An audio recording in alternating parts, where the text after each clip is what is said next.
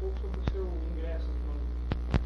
O material que eu tenho é agosto de 77. Quais as lembranças que o senhor tem dessa época? Veja, em 1974 eu fui convidado pelo professor Lopes Faria para assumir a chefia da disciplina de oftalmologia da Unicamp.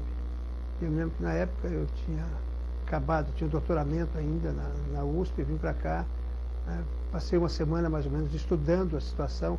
A situação era um pouco complicada na oftalmologia da Unicamp, porque o professor antigo, o professor Almeida, tinha saído meio brigado com a escola e com a reitoria, e tinha ficado um ambiente um pouco assim conturbado.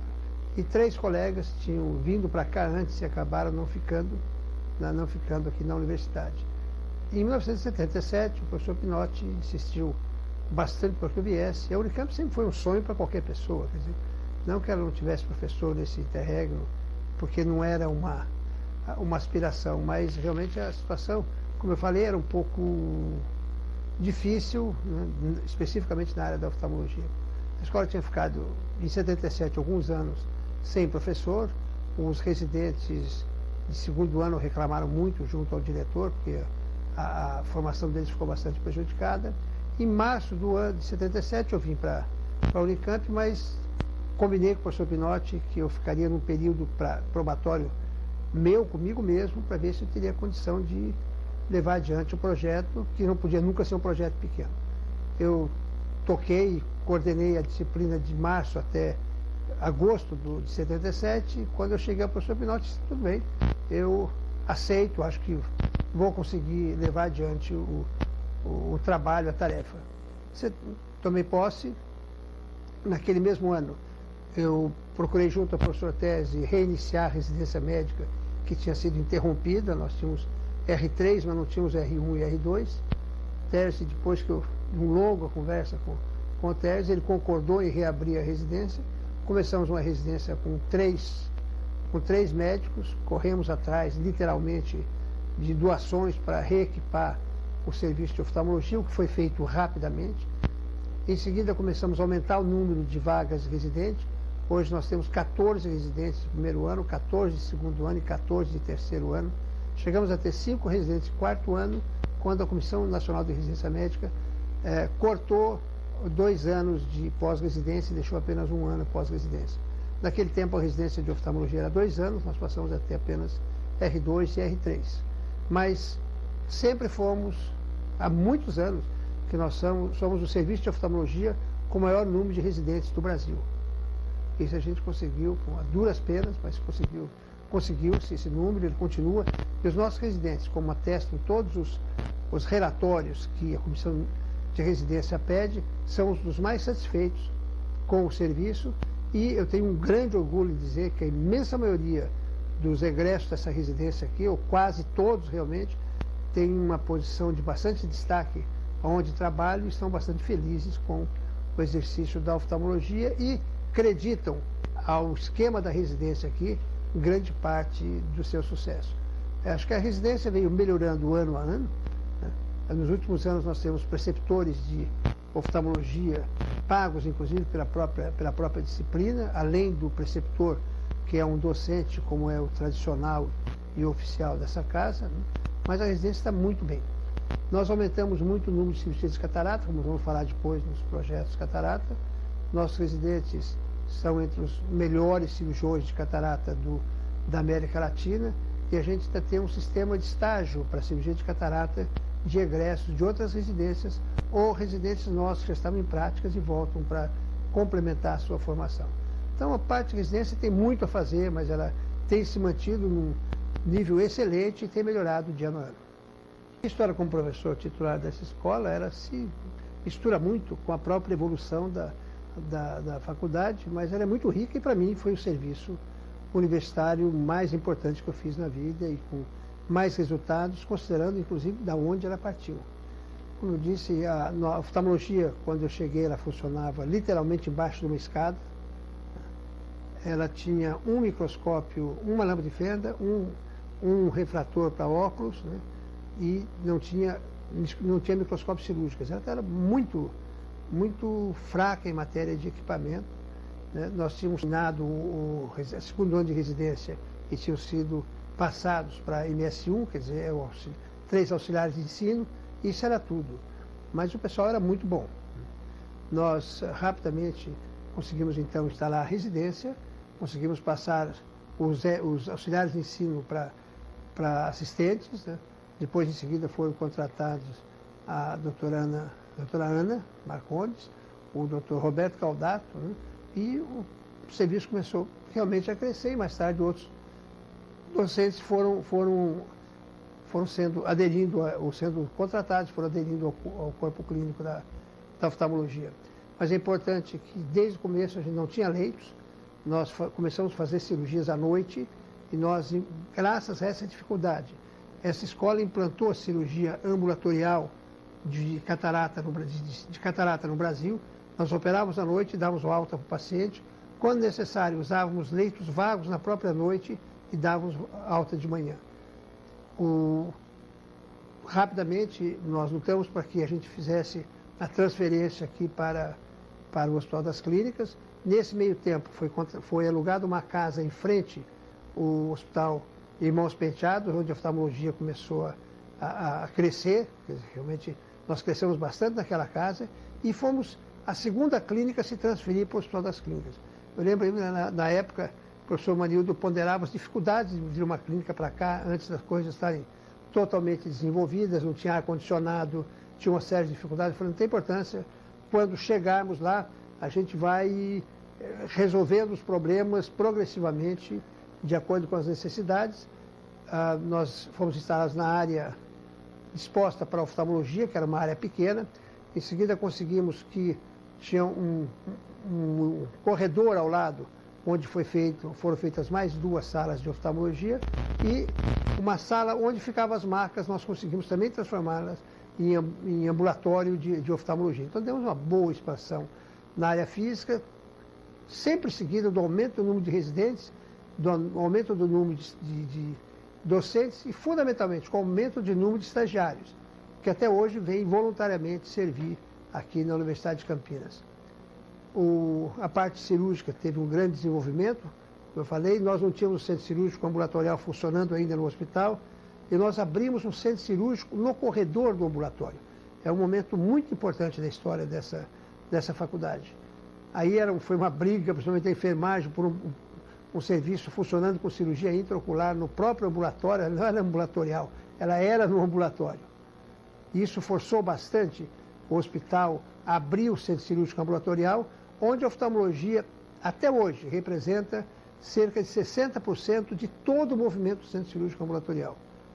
O rendimento da clínica oftalmológica é muito grande, e ele serviu não só para essa escola, como ele serviu de exemplo, quer no aumento do número de residentes, quer no aumento de atendimento e número de cirurgias para todas as outras escolas, que inclusive chegaram a mandar médicos do seu serviço para ver como funcionava a oftalmologia da Unicamp.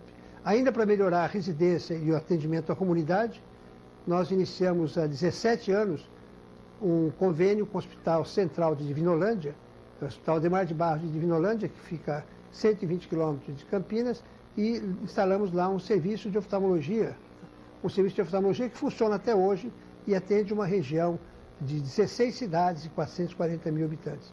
Funciona ininterruptamente todo esse tempo. Ainda dentro dessa filosofia de aumentar o atendimento à comunidade pobre, foi aberto um hospital, foi construído com a ajuda da oftalmologia da Unicamp, um hospital em Taquaritinga, e que atende também uma região de cerca de 600 mil habitantes, e que é movido pelos residentes e ex-residentes dessa clínica, e atende apenas SUS, apenas a população carente. Os projetos que a gente começou a fazer comunitários em 1986, principalmente de reabilitação visual do idoso e de catarata, nos deram em 1990 o maior prêmio internacional do Lions Clube Internacional, que é o prêmio por trabalhos humanitários. Esse prêmio dá uma bolsa de $250 mil. Na época, eu doei esses $250 mil para a Unicamp, e com isso a gente construiu a ala nova da oftalmologia e reequipamos a oftalmologia. E conseguimos, em cima desse prêmio, doações de muitas instituições nacionais, como a Kellogg Foundation, né, do Lions Clube Internacional e da própria reitoria e da Faculdade de Medicina. E assim foi construído o primeiro apêndice, né, de uma área oftalmológica. Na época, o reitor, o Pinotti, já construía também a parte de ginecologia e obstetrícia. Com certeza que na parte de graduação, na parte de residência médica, de pós-graduação e de serviço à comunidade, a gente não só tem feito um trabalho muito bom, muito reconhecido dentro das diferentes esferas da comunidade e do meio acadêmico, né? Mas temos ainda tido um carinho muito especial para os projetos comunitários. É importante dizer-se aqui, só recapitulando, que o nosso projeto de graduação foi copiado por muitas escolas, o nosso projeto de residência foi copiado por muitas escolas, os nossos projetos de cirurgia de catarata e serviço e projetos comunitários se expandiram pelo Brasil todo. E hoje o Brasil, que fazia 60 mil cirurgias de catarata no começo da década de 90, hoje faz 420 mil, e a mola propulsora dessa mudança, sem dúvida, foram os projetos Zona Livre de Catarata e depois reabilitação visual do idoso, que o governo federal, através do Ministério da Saúde, encampou, né, e até hoje a gente participa ativamente da coordenação nacional. Ainda em 1988, o projeto que a gente tinha de Zona Livre de Catarata, nós fizemos uma reunião em São Paulo e o projeto foi entregue para 12 países da América Latina. E hoje, através do projeto Sight First do Lions, ele é aplicado na maioria dos países do terceiro mundo. São projetos que iniciaram-se aqui na Unicamp e que ganharam uma projeção nacional e internacional. Qual o caminho que o senhor acha que ainda o projeto Catarata pode percorrer para conseguir mais pessoas e mais adesões? Veja, o problema da deficiência visual e da cegueira mesmo no idoso é que ela se instala muito lentamente, ela não ocorre em epidemias, então as pessoas vão aceitando aquilo como uma coisa normal. Além do mais, existe uma certa, por experiências passadas e antepassados, uma certa descrença, não sei, tão devastadora como qualquer outro tipo de cegueira, e é a mais fácil, mais barata e mais eficiente para ser reabilitada. E o governo federal, né, entendeu isso e continua dando total apoio a esse tipo de projeto. Além disso, a gente precisa ter cada vez mais médicos oftalmologistas, médicos do modo geral e brasileiros do modo geral, comprometidos com o atendimento da comunidade, com a melhoria da qualidade de vida da comunidade, para que esse país possa ser um país cada vez mais agradável, mais útil e melhor de se viver, e mais igualitário. Uma pergunta. O senhor poderia explicar para a gente como foi todo o projeto Catarata, como começou, como expandiu e como está hoje? Ok. Veja, é interessante como o Paulo Freire diz que o homem é um animal em formação e você vai aprendendo a cada dia. E o Mahatma Gandhi tem uma outra frase que eu acho que é extraordinária, ele diz que eu sou fiel à verdade tal qual ela se me apresenta hoje. A verdade é que eu evoluí de verdade em verdade. Ponto. Quando você termina a faculdade de medicina, faz sua residência, começa a publicar seus trabalhos, começa a dar aula, né, vira doutor, vira livre docente, de repente você vira um líder no meio universitário, só que você foi um indivíduo que teve uma formação tecnicista por excelência. Caso contrário, você não chegaria lá. Até 1986, eu achava que no Brasil não havia cegueira por catarata, porque eu era um técnico, acho até que relativamente bom, e o serviço onde eu frequentava, eu tratava de fazer com que eles operassem todos os indivíduos com catarata que chegassem, sem cobrar nada, absolutamente gratuito. Na minha visão de técnico, estava resolvido o problema de catarata no Brasil. Eu nunca tinha ouvido atentado, né, para que a população que chega ao hospital é uma população seleta. Mesmo quando pobre, ela é seleta, porque o pobre mesmo não chega. Em 1986, eu fui convidado por um amigo que tinha um posto muito importante na oftalmologia americana para uma reunião em Washington para discutir cegueira por catarata na América Latina. Eu falei, não vou. Não vou porque no Brasil não tem cegueira por catarata e jurava que não tinha. Mas a proposta era boa, tinha um congresso logo a seguir, tinha passagem, estadia paga, eu fui. E no tempo todo eu dizia, no Brasil não tem cegueira por catarata. E o pessoal respondia, mas tem no mundo todo, e apresentava números apresentava números que me deixavam realmente muito em dúvida. E como havia uma bolsa de $100 mil para fazer um projeto em Campinas, eu falei, tudo bem. Voltei e fiz um projeto grande em Campinas, um projeto muito bom.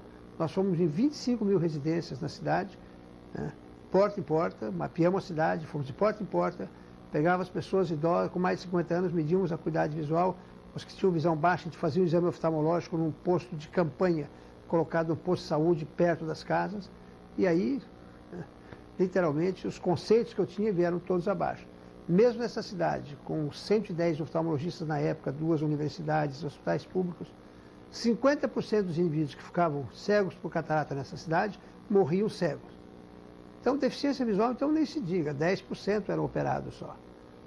A partir daquilo ali eu falei, bom, agora, quando você sabe de uma coisa, a responsabilidade é muito maior. Iniciamos os projetos cataratas, São João da Boa Vista, Divinolândia, Araraquara, Bebedouro. Começamos a fazer um grande número de projetos em Campinas, um em cada bairro, e a coisa se repetia dessa mesma maneira. Campinas, 50% dos operados. Qualquer cidade ao redor, 15% de operados e o resto cego.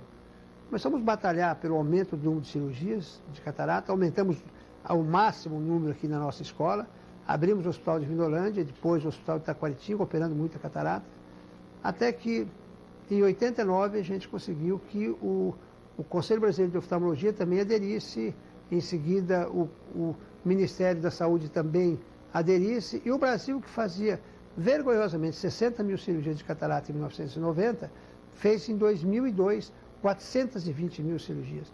Aumentou-se 7 vezes o número de cirurgias e a gente ainda precisa dobrar isso para que toda a população tenha o máximo da sua capacidade visual sem problemas de deficiência visual por catarata.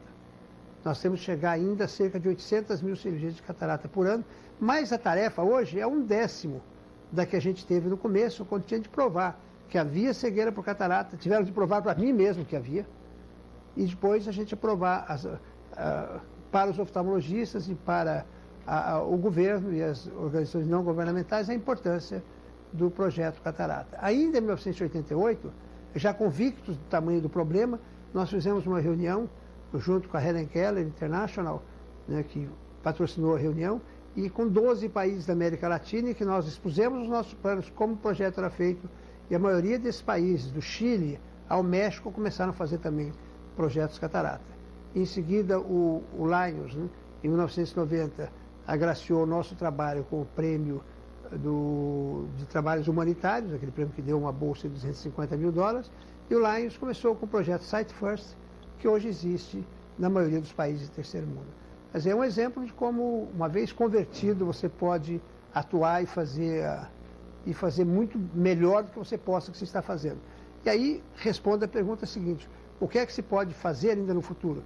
Ampliar o projeto e iniciar novos projetos na área de oftalmologia e em outras áreas da medicina, para que a gente chegue mais rapidamente ao ponto de atendimento de saúde que a nossa sociedade precisa e pode ter. Projetos e o projeto Cresça. Veja, a oftalmologia é uma área que tem interesse desde que a pessoa nasce até que morre. E 85% do nosso relacionamento com o mundo é feito através dos olhos.